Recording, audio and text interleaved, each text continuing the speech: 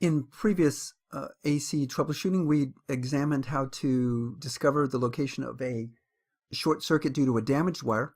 Here we're going to find out how to find a short circuit due to a shorted wire, a wire that's come loose. So let's investigate. We'll take a look at our choices here. Referencing our screen, we certainly have no display plus no lights. So back to our choices, that indicates that there is an AC side fault. So we'll say that that's our problem. And we begin to systematically check things out.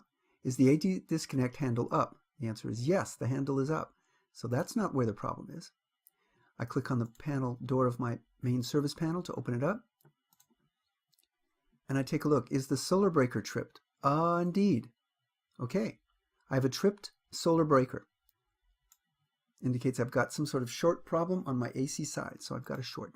I double check to make sure that that breaker, first of all, is large enough, and is it at least 30 amps? And the answer is yes. So at least I've got the proper size breaker, so that's not the problem.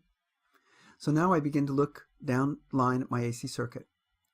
I turn the DC disconnect switch to off, turn that off, and then I take off the cover. And now I'm given my multimeter. And the idea here is to probe on the AC side wires, the L1 and L2, to see if I have any that show zero resistance to ground that would identify the short circuit. My multimeter is already set to resistance for you. If not, you would set it to resistance. So we're all set. So first thing I do is take my black probe, place it on my ground bar to give me my measurement to ground. Then I'll take my red probe and I want to measure my L1 and L2 wires. First thing I'm going to do is just take it over here, measure my black, see what I get. I get open loop, OL. And open loop means open circuit, and that's good. That's correct. That means there's no connection from this black L1 circuit to ground. Okay, that's good. That's the way it should be. So now I take it over here to the red. And I get 0. So on the red side, I'm getting 0 resistance to ground. So I've got a short circuit from my red L2 wire to ground. I can double check myself, take it off, put it back here on my probe here just to make sure. I get an open loop or open circuit on the black. That's good. But over here on the red, I get 0 ohms or a short circuit. So I've identified the problem. So at the inverter, is the L1 to ground? No. But is the L2 to ground? We'll take that out here and measure that. And indeed, it's yes. So now I proceed. I want to start examining that L2 circuit. So I first begin at the main service panel where I take the cover off, and I do a visual inspection to check to see if there's any damage in my wires. And just by looking at things here, I don't see any scraped or damaged wires here. So I'd say that there's no damage there.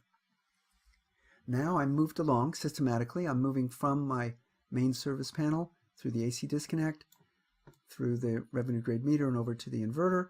I'm just moving systematically to see where the problem would be. So now at the AC disconnect, I touch the cover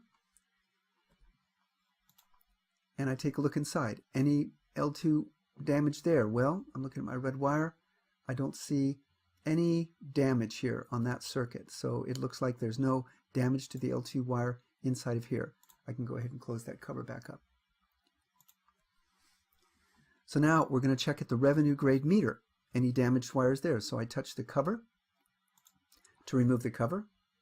And indeed, see, if I zoom in a bit here, we can see that the L2 wire not only has come loose from its connections, but it's behind all the other wires, and it's probably touching the back of the enclosure, making the short circuit.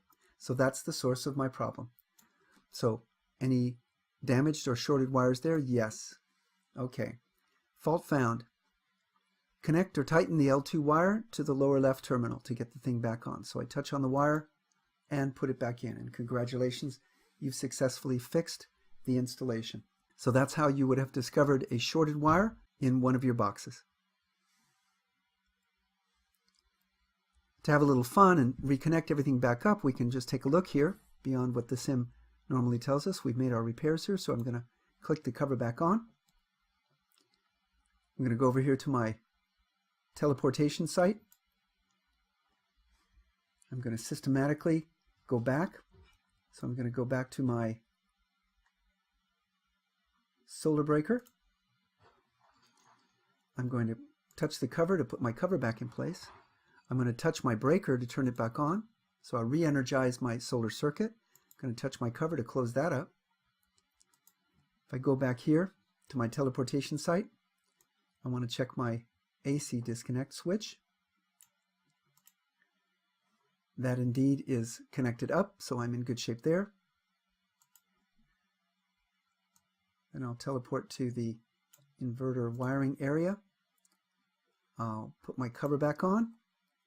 I'll turn my switch back to on. And indeed, now I see that I've got my power restored and I've got my solid green light indicating that I'm exporting power. So I've turned my system back on as well.